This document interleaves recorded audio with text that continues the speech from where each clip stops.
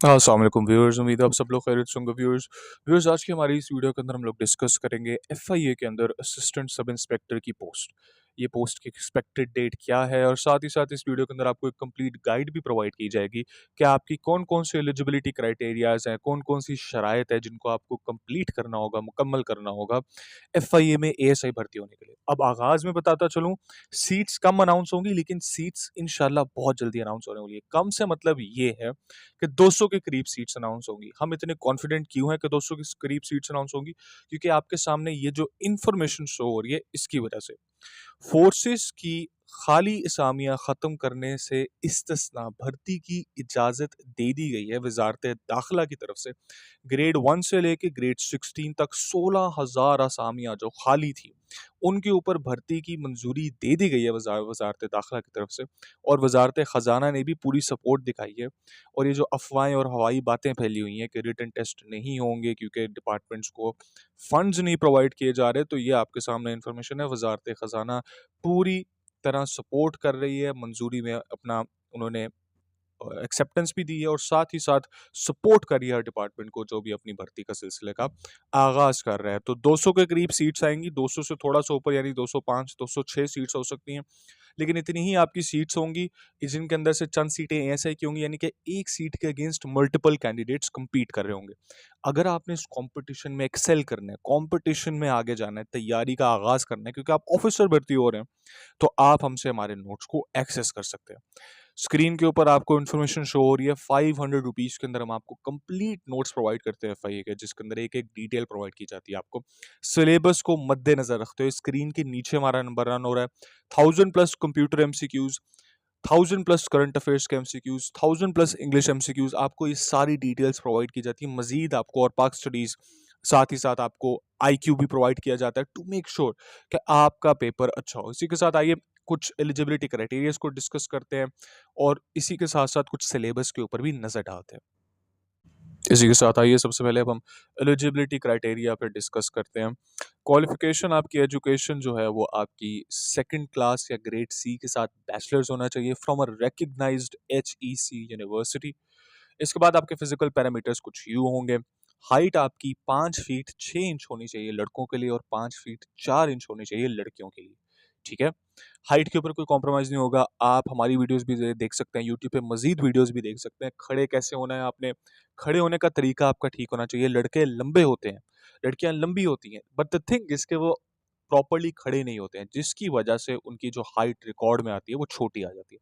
ख्याल रखना है आपने इस चीज़ का। उसके अलावा आपकी जो चेस्ट है ये लड़कों के लिए होती है सिर्फ 33 इंचेस छाती से हवा निकाल के, और 34.5 यानी कि 1.5 इंच का छाती में फैलाव होना चाहिए जब आपको कहा जाए कि छाती में अपनी हवा हवा वापस भरें। ठीक है, तो ये आपकी छाती की रिक्वायरमेंट्स होंगी। Alright gentleman, let's go over the syllabus. आइए सिलेबस को अब कवर करते हैं।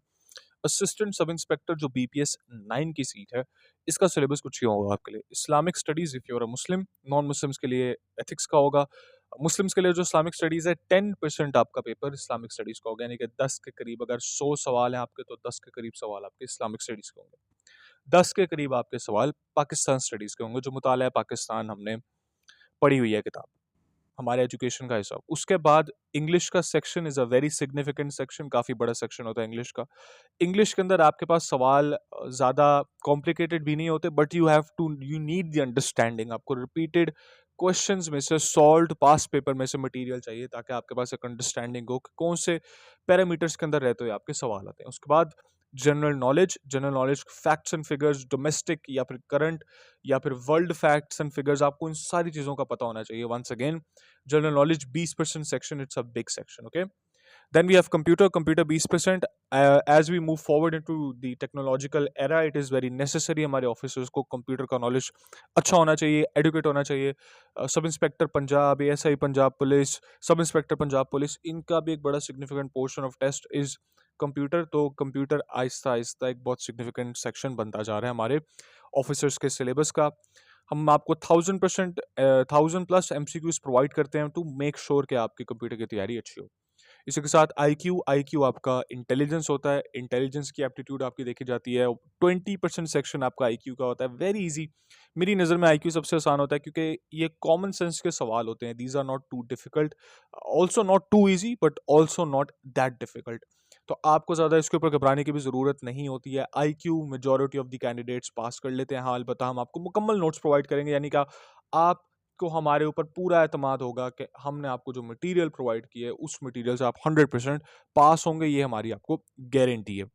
इसी के साथ पास होना बहुत नहीं होगा, मेरिट में भी आपको आना होगा क्योंकि मल्टीपल कैंडिडेट्स सीट्स के अगेंस्ट compete कर रहे होते हैं। तो फिक्रमंद नहीं होना आपने, हम आपके साथ शाना बशाना खड़े हैं। आइए अब कुछ फ्रीक्वेंटली आस्क्ड क्वेश्चंस के ऊपर गो थ्रू करते हैं। सबसे पहले ये बीपीएस 9 की सीट है, ग्रेड 9 की सीट है ये। आपकी सैलरी सीट के अंदर 60,000 होती है, उसके आसपास आपकी सैलरी होती है।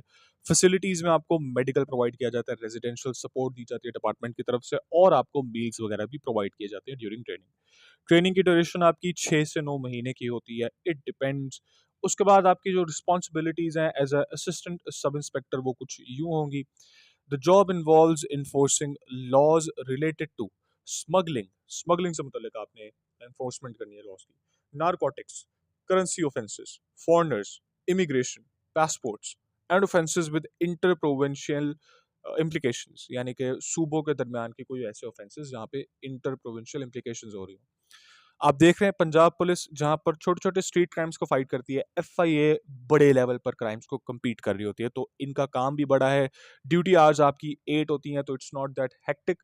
आपका काम हेक्टिक नहीं, आपका काम टेक्निकल होगा। तेज़ आदमी चाहिए डिपार्टमेंट को वो आदमी चाहिए जो काम का आदमी हो और चीज़ों को जल्दी से कैच कर सके। उसके बाद प्रमोशन, आपकी एनुअल सैलरी इंक्रीज़ आपको मिलता है, और साथ ही साथ आपकी प्रमोशन डिपार्टमेंट के अंदर वैकेंसीज के खाली होने के साथ साथ आपकी प्रमोशंस भी होती रहती हैं। इसी के साथ लास्ट डिटेल, आपकी पोस्टिंग पाकिस्तान में कहीं पर भी की जा सकती है, because this is a federal department. आपकी पोस्टिंग पूरे पाकिस्तान में कहीं पर भी की जा सकती है, तो आपने इस चीज़ के मुतल्लिक फ़िक्रमंद नहीं होना कि आपकी पोस्टिंग कहाँ होगी कहाँ नहीं होगी। इसी के साथ आपके जो हॉलीडेज़ हैं वो आपकी रेगुलर और आउटडोर क्राइटेरियाज को फॉलो किया जाता है।